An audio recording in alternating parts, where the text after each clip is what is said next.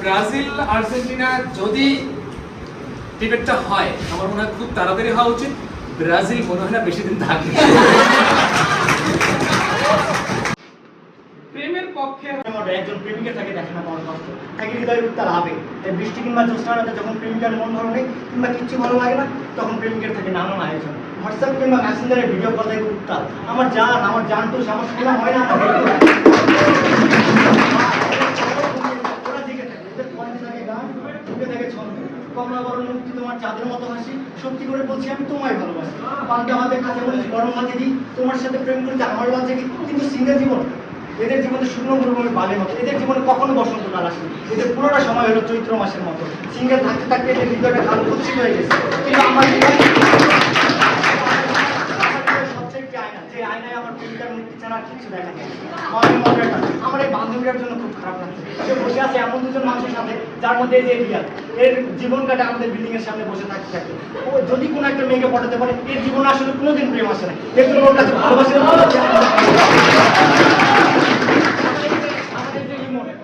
ও রাডারতে খুঁজে ওর যোগ্য মেয়ে ওর আশেপাশে খুঁজে পায় কি পাশ এমন সত্যি করে বলতে পারে তাদের কথাবার্তাগুলো তারা একটা ভোগবাদী পৃথিবীতে বসবাস করে। তারা একটা বাস্তবতা বিবর্জিত। তারা শুধু বিসিএস এর কথা বলে চাকরির কথা বলে বিসিএস ক্যাডার হয়েছে তারা আসলে বাস্তবতা বিবর্জিত পৃথিবীতে বসে। তারা যদি বাস্তবতার দিকে তাকায় তাহলে দেখতো যত ক্যাডার হয়েছে সবাই হয়েছে ওই লাইব্রেরিতে বসে পাইতে কথা দিতে। এখন তো লাইব্রেরিতে যারা প্রেম করে দুজনেই ক্যাডার হয়।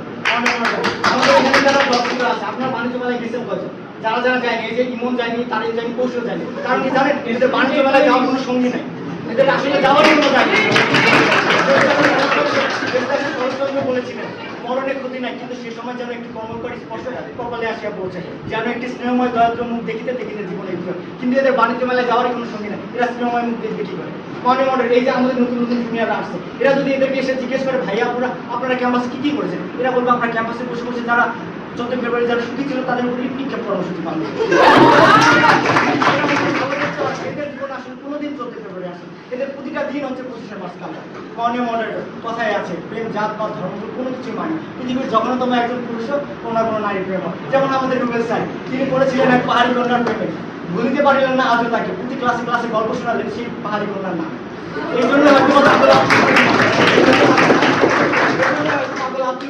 ভুলতে পারি না আমার মনে যা আছে আমার কথাই বলি মাননীয় মডারেটর একটি মেয়েকে পড়াবার জন্য আমি বিতর্ক করেছিলাম আজও করছি কিন্তু আমার প্রতিপক্ষ বন্ধুরা এসে থেকে প্রধানমন্ত্রী হবে কেউ শিক্ষামন্ত্রী হবে কেউ বিসিএস ক্যাডার হবে কি ভয়ঙ্কর মিথ্যা কথা।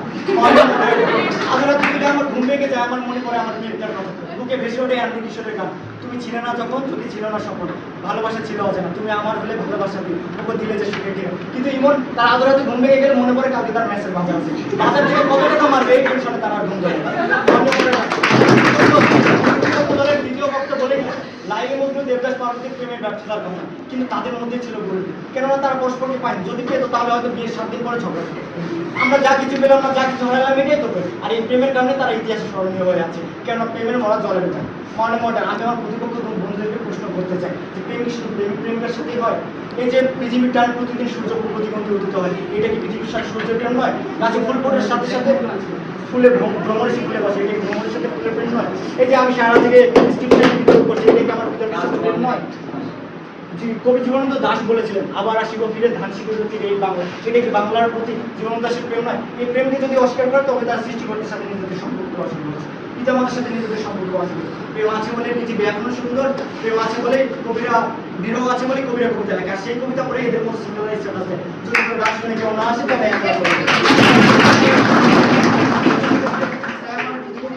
বলতে চাই যে আসুন প্রেমের বসে একটু ভিজুন অযথা সিঙ্গেল থেকে নিজের সোনার যৌবনটা নষ্ট করবেন না। একটা প্রবাদই আছে ভালোবাসে শুধুই তাকে ভালোবাসে বেঁধে রাখে আমি পুরুষ আমি রাখবো তোমায় ভালো করে কখনো ভালোবাসার আদরে আমি কি প্রেমিক হয়ে কখনো বা স্বামীর দায়িত্বে যেভাবে আরণ্য বসু বলেছিলেন সাজিয়ে রাজিয়ে তবু ঠিক কাব্য করে বলা গেল না এ জন্ম তো কেটেই গেল অসম্ভবের অসম্ভবে পরের জন্মে বয়স যখন 16 সঠিক আমরা আবার প্রেমে পড়বো জন্ম মনের মতো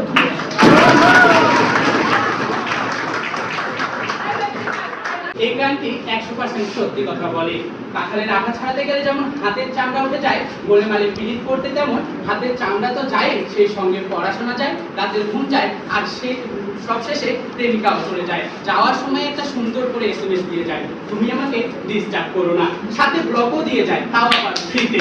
ধন্যবাদ আজকের বিতর্কে কিছু বলার সুযোগ দেওয়ার জন্য। বিতর্ক চলছে, বিতর্কের বিষয় প্রেম করা ভালো নাকি সিঙ্গেল থাকা ভালো। আমি বিপক্ষ দলের তৃতীয় বক্তা হিসাবে স্পষ্টভাবেই বলছি, প্রেম করা থেকে সিঙ্গেল থাকাই ভালো। কারণ সিঙ্গেল থাকলে আঠাও লাগে না, চামড়া উঠে যায় না, আর পিঠে লকও খাইতে হয় না। মাননীয় মডারেটর, প্রতিপক্ষ বন্ধুরা আজকে কাল্পনিক যুক্তির বেলুন উড়িয়ে গেলেন। তারা বললেন প্রেম নাকি জীবনকে রঙিন করে, বসন্তের কোকিল নিয়ে আসি। আমি প্রতিপক্ষ বন্ধুদেরকে বলতে চাই, বসন্তের কোকিল কি ডাকতে ডাকতে আসে, নাকি প্রেমের শেখা দিয়ে আমার প্রতিপক্ষ বন্ধু দলনেতা নিউনের মতো হাতে লাল পানি সাদা পানি ধরিয়ে দিয়ে কান্নার সাইডেন লাগিয়ে প্রতিপক্ষ আপনাদের এই কাল্পনিক যুক্তির বেলুন ফুটো করতে গিয়ে আরমান আলিফের একটি বিখ্যাত গানের কথা মনে পড়ে গেল। মাইয়া ও মাইয়া রে তুই অপরাধী রে, আমার যত্নে করা ভালোবাসা দে ফিরাইয়া দে, শিখিয়ে দিয়ে যায়। মাননীয় মডারেটর, প্রতিপক্ষ বন্ধুরা বলেন সিঙ্গেল থাকাকে একাকিত্বের সঙ্গে গুলিয়ে ফেলেছেন। তাদের উদ্দেশ্যে বলছি, প্রতিপক্ষ, সিঙ্গেল থাকা এবং একাকিত্ব এক না। সিঙ্গেল মানুষরা প্রেম করে না, কিন্তু তাদের সঙ্গে তাদের পরিবার, বন্ধু বান্ধব, আত্মীয় স্বজন সবাই থাকে এবং তারা ক্যারিয়ার নিয়ে ব্যস্ত থাকে। তাই প্রতিপক্ষ, সিঙ্গেল থাকাকে আপনাদের মতো শেখা খেয়ে বেকা হয়ে একাকিত্বের সঙ্গে ভোগা প্রেমের সঙ্গে গুলিয়ে ফেলবেন না। কারণ এরপরে আপনারাই একাকিত্বে ভুগে যাবেন এবং মনে পড়ে যাবে সেই ঐতিহাসিক স্কুল কলেজে যখন ছুটির ঘন্টা বাজে, ক্লাসের ঘন্টা বাজে, তখন প্রেমিক প্রেমিকারা খোলা মাঠে এক্সট্রা অক্সিজেন বিনিময় করছে, আর তারা সেই প্রেমকে বলছে ভালো। মাননীয় মডারেটর, যে প্রেমের জন্য এক্সট্রা অক্সিজেনের প্রয়োজন সে প্রেম না করাই ভালো। মাননীয় মডারেটর, আমরা সিঙ্গেল মানুষ, আমরা জন্ম থেকে সুখী, কারণ আমাদের এক্সট্রা অক্সিজেনের প্রয়োজন হয় না, আমাদের শুধু লাগে ওয়াইফাই। মাননীয় মডারেটর, প্রতিপক্ষ বন্ধুরা বলেন আমরা নাকি কখনো ভালোই বাসিনি, তাহলে ভালোবাসার ফিলিংস বুঝবো কি করে? কি প্রতিপক্ষ, এটা কি বলছেন? এই যে আপনাদেরকে ভালোবাসি, তো সামনে বিচারক মন্ডলী রয়েছে, তাদেরকেও ভালোবাসি, মা বাবাকে ভালোবাসি, সামনে সিনিয়র জুনিয়র বড় আপু ছোট আপুরা রয়েছে, তাদেরকেও তো ভালোবাসি, রাস্তাঘাটে তাকিয়ে দেখি তাকেই ভালো লাগে। কি সুন্দর না ব্যাপারটা? আর কবিরা প্রেমের কবিতা লেখেন ঠিক, তাদের প্রেমের কবিতা হচ্ছে বেশিরভাগই 90% হচ্ছে বিরোধের কবিতা। তাই কবি আসল ভাবেই বলে গেছেন যে প্রেমের রূপ কি, প্রেমের জড়িয়ায় দিতে গিয়েছে আর পকেট হয়েছে ফাঁকা, এখন শুধু অনুতাপ, অর্থাৎ তারা কষ্টই পেয়েছেন প্রেম থেকে। মাননীয় মডারেটর, প্রতিপক্ষ বন্ধুরা তো দেখছি প্রেমের সিনেমা চালু করে গেছেন, নিজেদের বলছেন প্রেমিক পুরুষ, কেউ ডায়লগ দিচ্ছেন, কেউ আবার কবিতা শোনাচ্ছেন, আবার কেউ এক্সপেরিয়েন্স শেয়ার করছেন, যেন মনে হচ্ছে হিন্দি সিনেমার শাহরুখ খান, খুব বাংলা সিনেমার জায়েদ খান। সোশ্যাল মিডিয়ার দিকে একটু তাকান, প্রতিপক্ষ বন্ধুদের দ্বিতীয় এবং তৃতীয় বক্তার ফেসবুক আইডি খুললেই দেখা যায় রিলেশনশিপ স্ট্যাটাস সিঙ্গেল।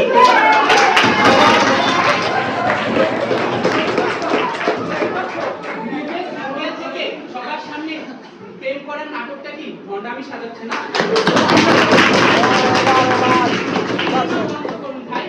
এখানে যারা অডিয়েন্স হয় কি, আমরা কোনো একটা প্রোগ্রাম করলে দেখবা যে একটা কিছু করতেছি, সবাই 100% পার্টিসিপেট করে না, মোবাইল টিপাটিপি করে, অন্যদিকে মনোযোগ দেয়, বাধ্য হয়ে বসে আছি।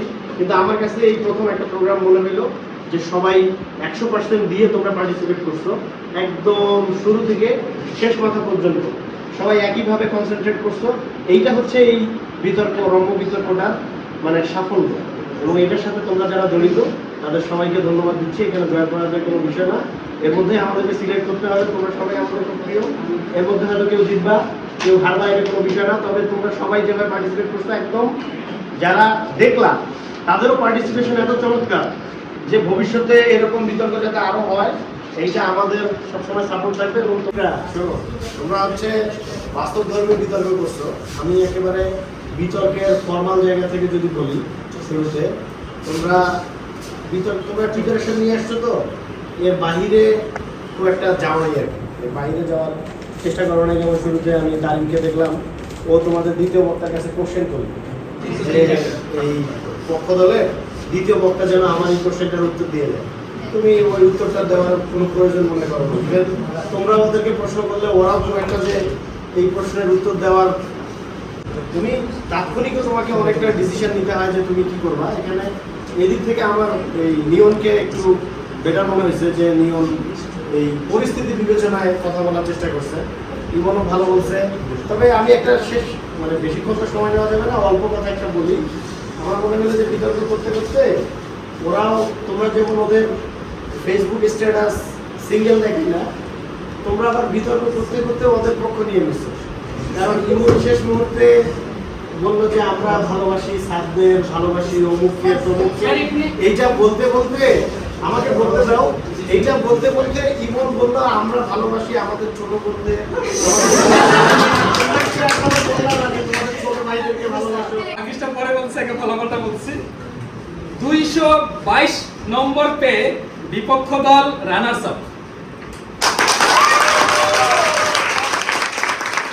সিঙ্গেলের পক্ষে তারা হচ্ছে 222, প্রেমের পক্ষে হচ্ছে 235, ওরা পেয়েছে।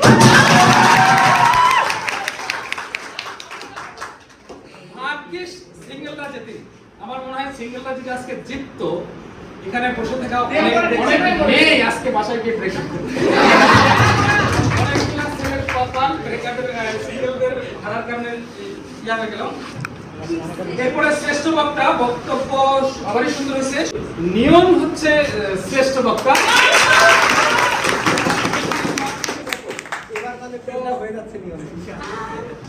প্রেমের পক্ষের দলকে অভিনন্দন, আর বিপক্ষ দলকে অভিনন্দন। তোমরা চমৎকার বলেছো।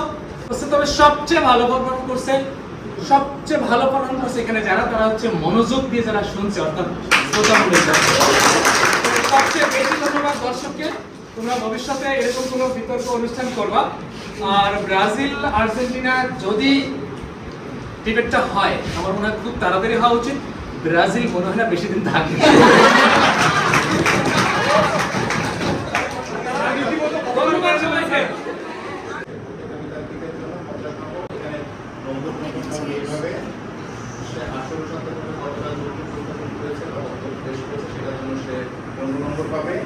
তারপরে যে যুক্তিটা কতটুকু হচ্ছে যুক্তিসঙ্গত হচ্ছে, তোমরা যে সংস্কার নির্ধারণ করতেছো সেটার সাথে সেটা কতটুকু